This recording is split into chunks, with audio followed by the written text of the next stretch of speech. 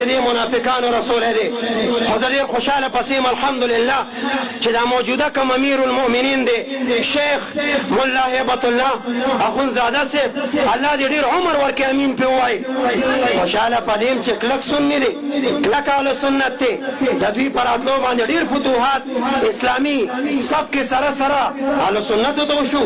وهابیان یې د صف نه ورک کړه زه پې ډېر خوشحاله یم دعا ورته کوم داسې مونځ مني چې زما شیخ صاحب ته په نوم سره دعا ني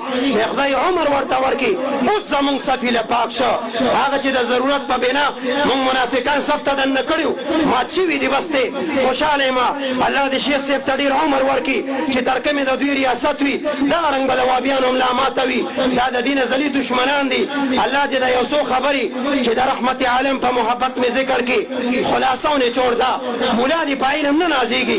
کبر دې نه کوي چې زه هم ډېر غټ سړی یم نه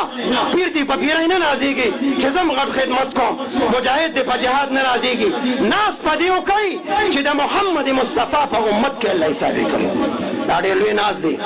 مونږ به ناز نه کوو مونږ به شکر وباسو عاجزي به کوو په عاجزۍ به دا صف مخکې وړو الله نه به د فتوحاتو دعاګانې غواړو دا یو څو خبرې مې مختصرا